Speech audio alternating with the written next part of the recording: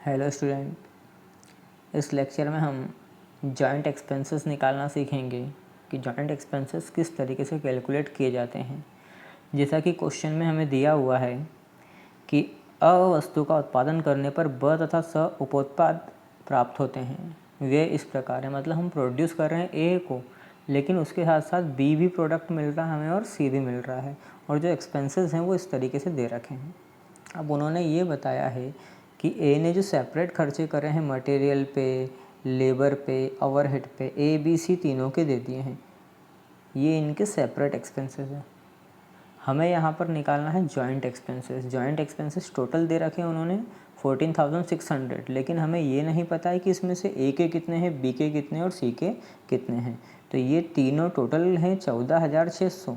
ये इन्होंने क्वेश्चन में शो ऑफ कर दिया। इन्होंने बोला मटेरियल 5,100 रुपये का लगा, लेबर 5,750 की लगी और ओवरहेड 3,750 के, कुल मिला के 14,600।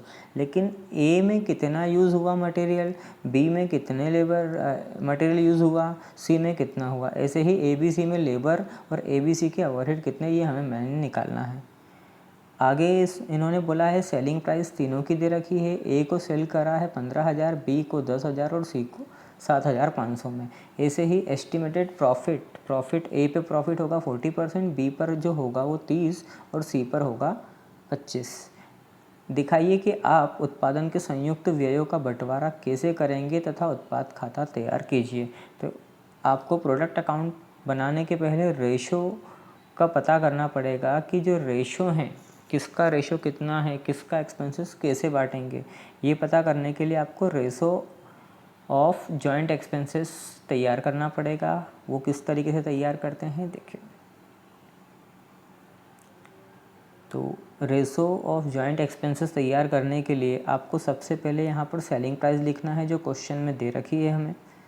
ए को सेल किया 15,000 में, बी को 10,000 में, सी को 7,500 में, और चौथा कॉलम आपका बनेगा टोटल सेल का। 15 और 10 25, 25 और 7 32,500। अब क्वेश्चन में ए का प्रॉफिट जो दे रखा है परसेंटेज वो दिया था 40%, तो ए का जो है वो 40% निकालेंगे। ए कितना 15,000, 15,000 का जब आप 40% निकालेंगे तो आएगा 6,000। ऐसे ही बी का कितना बोला है 30%, तो 10,000 का 30% 3,000। ऐसे ही सी का कितना है 25, 7,500 का 25% 8,000 1,875। कुल मिला के आपका प्रॉफिट आ रहा है 10,875। अब देखिए ए 15,000, ए को हमने 15,000 में सेल करा है, जिसमें से 6,000 का तो प्रॉफिट ही हुआ है, मतलब हमारी टोटल कॉस्ट इस पर कितनी लगी 9,000। ऐसे ही बी पे टोटल कॉस्ट 7,000 और सी पे टोटल कॉस्ट 5,625। इस हिसाब से ए बी सी तीनों की मिला के टोटल कॉस्ट हो रही है हमारी 21,625 रुपये।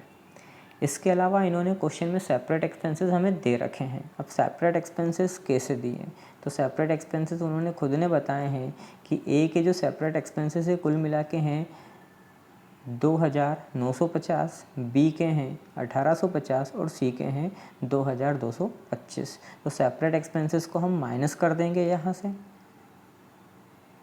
तो जब हम सेपरेट एक्सपेंसेस को माइनस कर देंगे, जैसे हमें मार्केट से लाने में, कोई भी सामान लाने में 9,000 रुपये कुल खर्चा आया है, जिसमें से हमें ये तो पता है कि 2,950 रुपये कहाँ लगे थे, ये हमें पता है।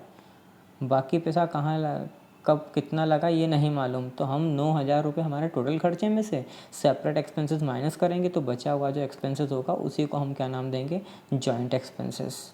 ऐसे ही बी में कुल मिला के खर्चा 7,000 है, जिसमें से सेपरेटली इसने बी ने खर्चा करा है 1,850, मतलब बचा हुआ खर्चा जो है उसका जॉइंट एक्सपेंसेस। सेम प्रोसेस सी में भी यूज़ होगी। 5,625 जो टोटल इसका खर्चा था उसमें से 2,225 तो उसने खुद ने सेपरेटली खर्चा करा है। बचा हुआ जो पैसा होगा वो इसने जॉइंट, मतलब ये 1 2 3 तीनों ने मिला के कुल मिला के जॉइंट एक्सपेंसेस कितना किया, तो यहाँ अमाउंट आया है 14,600।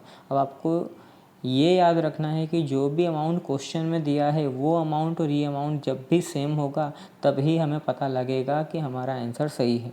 जैसे यहाँ इन्होंने बोला है कि हमने जॉइंट में क्वेश्चन में दिया कि 14,600 खर्चे करें, और यहाँ भी हमने तीनों के खर्चों को काउंट किया तो 14,600 आया है। मतलब ये जो हमने 14,600 जॉइंट एक्सपेंसेस किए हैं, इसमें 6,050 रुपये ए के रहेंगे, 5,150 बी के रहेंगे और 3,400 सी के रहेंगे। इस तरीके से हम निकाल सकते हैं हमारे जॉइंट कॉस्ट। जब तक यहाँ और यहाँ वाली अमाउंट सेम नहीं होगी तब तक हमको ये प्रोसेस कंटिन्यू करते रहना है। ऐसे ही इसके बाद हमें जो नेक्स्ट अकाउंट बनाना है उसको बोलते हैं joint expenses account. Joint expenses account मतलब जॉइंट में जो इन्होंने जो खर्चा किया है उसको निकालने का। तो अमाउंट अपने हमें पता लग चुका है कि कुल मिला के जॉइंट में खर्चा कितना हुआ। खर्चा कहाँ आता है डेबिट में, तो मटेरियल पे खर्चे करे थे 5,100 रुपये जो हमें क्वेश्चन में दे रखे हैं। अब इसमें एक ही खर्चे आए आपके 6,050।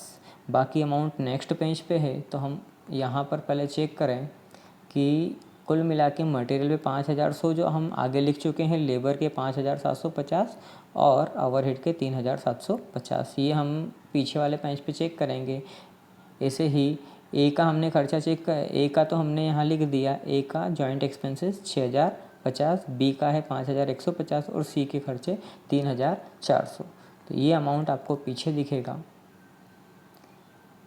लेबर के खर्चे 5,750 और ओवरहेड के 3,750। ऐसे ही बी का खर्चा 5,150 और सी का खर्चा 3,400। इस तरीके से जो हमारा कुल मिला के जॉइंट एक्सपेंसेस है 14,600, वो ए, बी और सी में हमने बांट दिया। अब मेन जो अकाउंट रहता है, हमने इतनी जो प्रोसेस की है वो काहे के लिए की है? प्रोडक्ट अकाउंट के लिए। अब यहाँ पर हम इसको कैसे बनाएं? तो प्रोडक्ट अकाउंट मतलब आप एक तरीके से P&L अकाउंट बना रहे हैं।